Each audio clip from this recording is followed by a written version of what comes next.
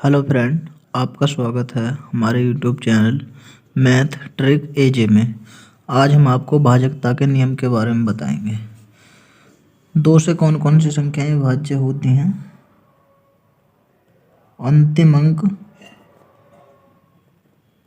या तो 0 हो, 2 हो, 4 हो, 6 हो या 8 हो। और तीन से कौन कौन सी संख्याएं विभाज्य होती हैं? अंकों का योग 3 के पहाड़े में आना चाहिए। और 4 से कौन कौन संख्याएं विभाज्य होती हैं? अंतिम 2 अंक 4 से विभाज्य हों।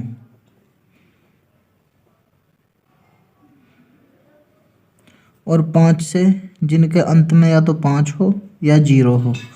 और 6 से कौन कौन संख्याएं विभाज्य होती हैं? 2 और 3 दोनों से विभाज्य होनी चाहिए।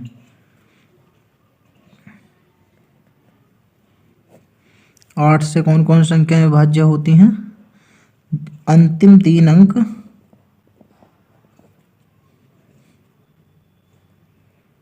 8 से विभाज्य होने चाहिए।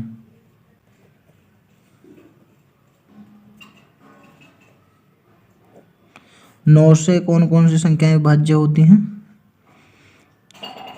अंतिम अंकों का योग 9 के पहाड़े में आना चाहिए। 9 के पहाड़े में। और 10 से कौन कौन संख्याएं विभाज्य होती हैं? जिनका अंत में 0 हो। 0 अंतिम अंक होना चाहिए। और 11 से कौन कौन संख्याएं विभाज्य होती हैं? सम और विषम स्थान का अंतर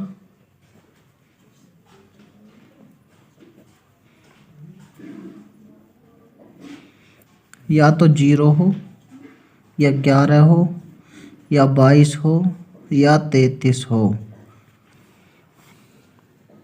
तो आइए देखते हैं इनसे बनने वाले क्वेश्चन कौन कौन से हैं।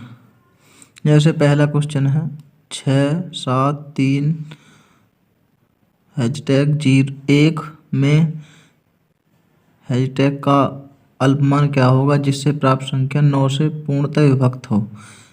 यह क्वेश्चन 2005 में रेलवे परीक्षा में आया था। आइए देखते हैं। जैसे हमने बताया था कि 9 से कौन कौन संख्याएं विभाज्य होती हैं जिनका अंकों का योग 9 के पहाड़े में आए। आइए सॉल्व करते हैं। 6 और 3 9, ये ख़त्म हुआ। 7 5 12 और 1 13। 13 में ऐसी कौन सी संख्या जोड़ें जो 9 से पूर्णतः विभक्त हो जाए।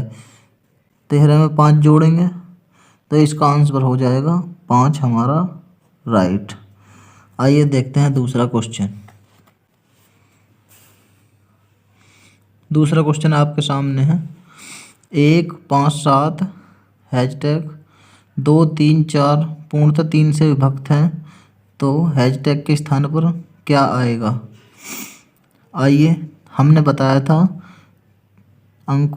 अंकों का योग 3 के पहाड़े में आना चाहिए। आइए देखते हैं। 3 आ जाएगा, 4 और 2 6 हो जाएंगे। 6 पूरी तरह 3 से विभक्त है। और 7 5 12 हो जाएंगे, ये भी 3 से विभाज्य है। एक में ऐसा क्या जोड़ें जो 3 से पूरी तरह विभाजित हो जाए। तो एक में हम 2 जोड़ देंगे तो यह पूरी संख्या 3 से विभाज्य हो जाएगी। आइए नेक्स्ट पे चलते हैं।